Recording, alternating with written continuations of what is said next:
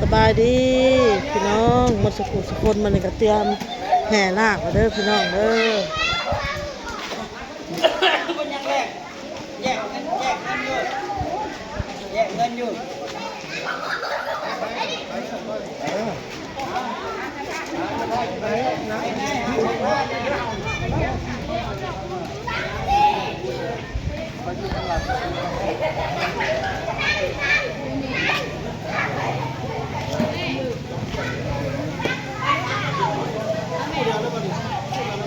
เจ้ามาก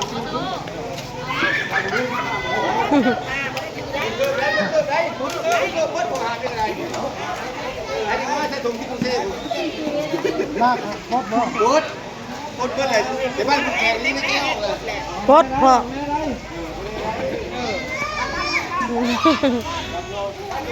ครับจ้าขึ้นไปรถมันขึ้นหน้ามันพี่มันขาหน้าหน้าพ่อแม่บุญเฮ้ยขึ้นหน้าไปขึ้นขึ้นหน้าไปพุ่นเนี่ยพ่อลงมา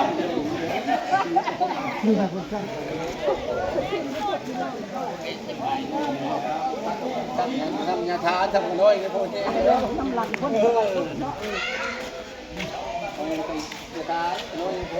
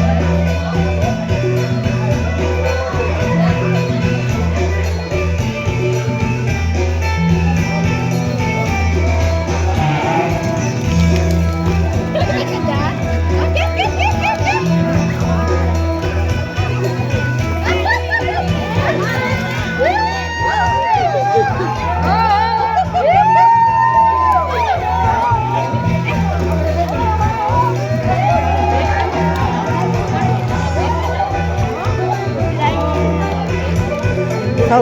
ปูสบายดี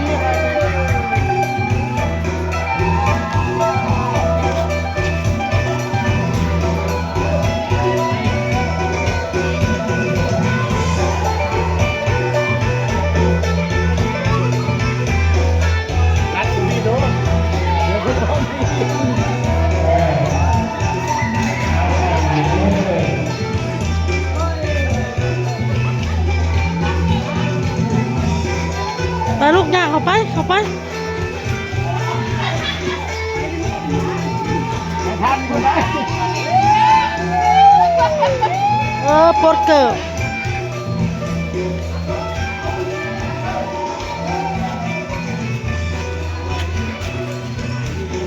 เขาสิ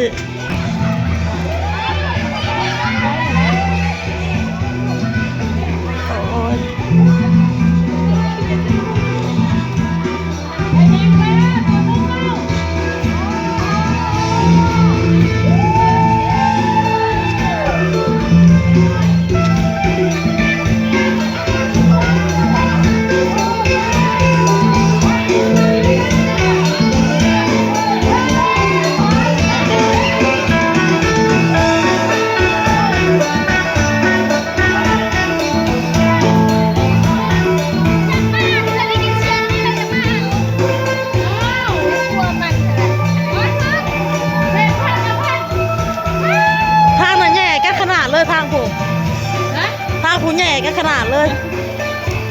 แย่แบบแย่จากได้ขนาดจนมากกับเด็กน้อยก็ผู้เฒ่ากับเด็กน้อยเอาไว้ขึ้นมา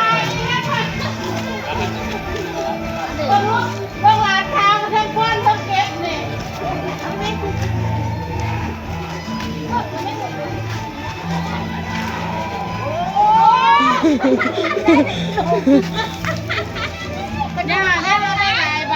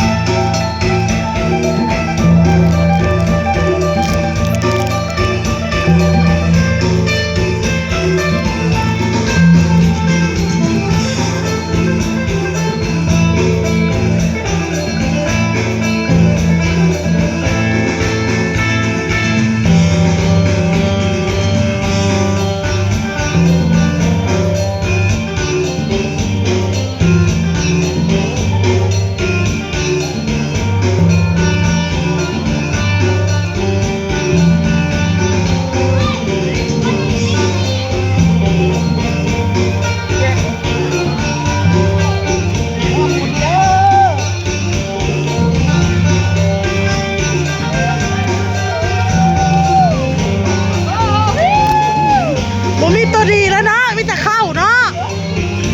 แม่นโอ้ตอมกัน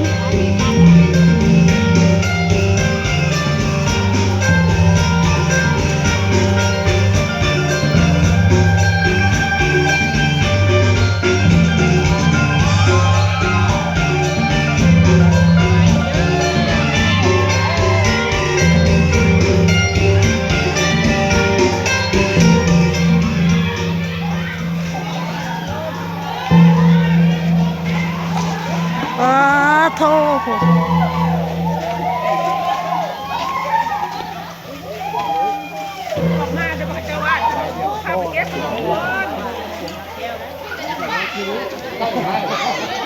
เข้ามีบุญมีคุณว่าที่ผู้บ่าวเราเนี่ย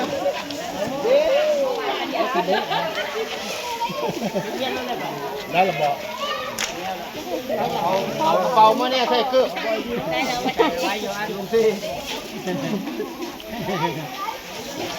ได้แล้วกับย่าง ได้ตัวดีแล้วเนาะ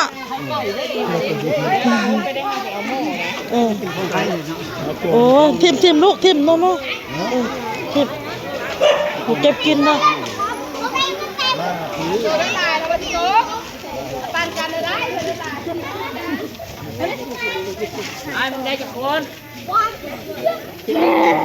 ป้าถูกทั้งเงินทั้งขนม เงินไป5,000บาท ป้านางไข่หมกกะ เบิ่งหามุก ป้าเงินเหี่ยตะพุดถูก ได้หลายแท้ไหนเบิ่งนู้นเงินเฮงค่ะ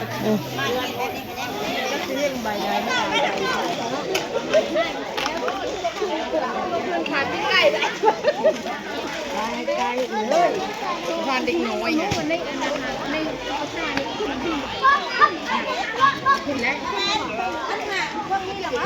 นี่เราอยู่ที่เด็กอยู่ในลาวเด็กเราอยู่ในลาวเด็กขันห้าบุญนะที่ข้าวนั่นสิมบ่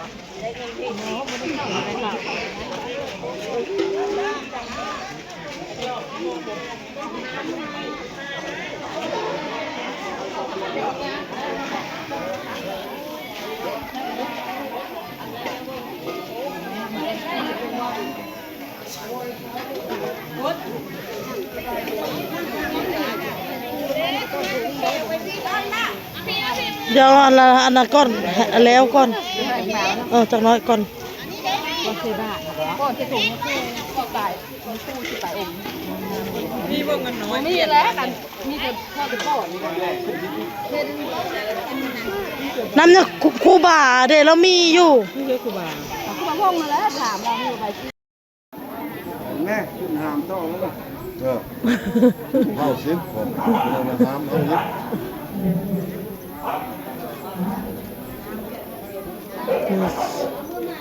ชิมคือต้องถ่ายเทิงเวลาเต้าหนุ่งส่งเลยสะเอ้ยยังสิ้น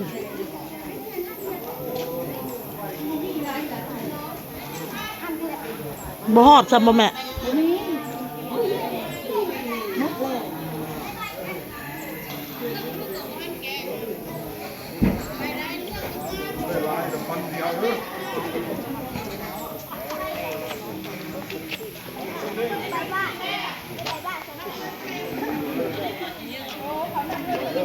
ว่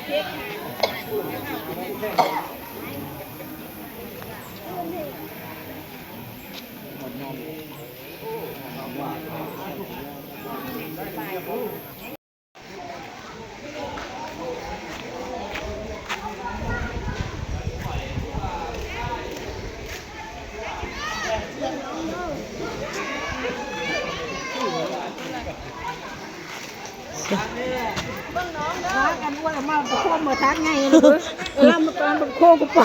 หมอ ที่พัง เอ้ยตัวขักเนาะ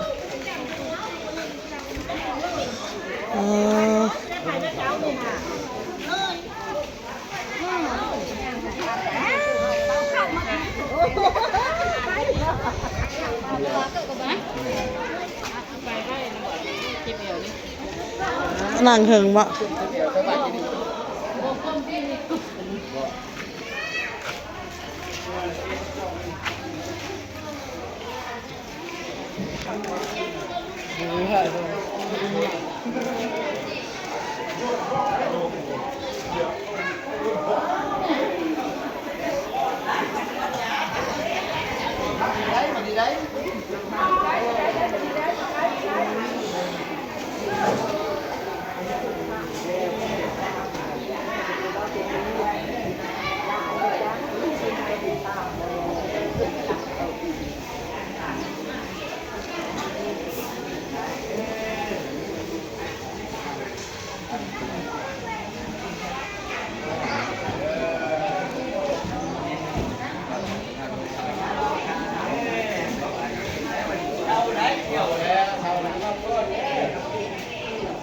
ซึ่งกระดันพันก็ย่องฮัลโหลทางพ่อแม่ครูบาอาจารย์เฮากาลงมาจากสินแล้วกานิมนต์ไปพ้นทุกข์แล้วกาครอบเดียวครับมันไม่ออกตัวทุกคนเลยผู้ใดเป็นพรามขึ้นมาซิกสิหาพ่อเดียวมาซิกก้อนถ้าแปดซิกชะกอนยังไปล้มผู้สาวว่ะสันสิแปดออกก้อน48แล้วผู้เฒ่าก็เว้าจอกผู้เฒ่าคนแล้วก็คณะคณะซิกอจัวซิกอันพามนะคณะซิกพาม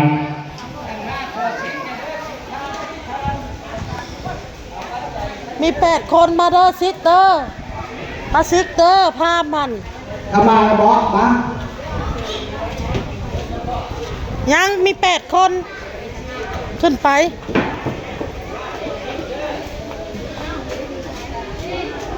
ผู้ใดบวชพราหมณ์มาซิก2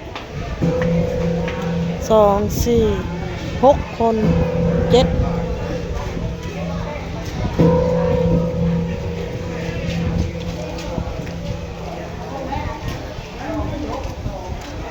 ขึ้นไปยิงแม่เจ็ด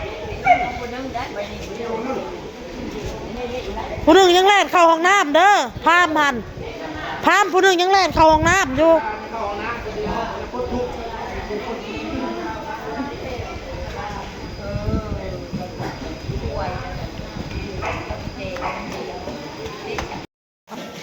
มันกระชิญาเอาพี่น้องเอ้ยล่าเลยคิดยังไง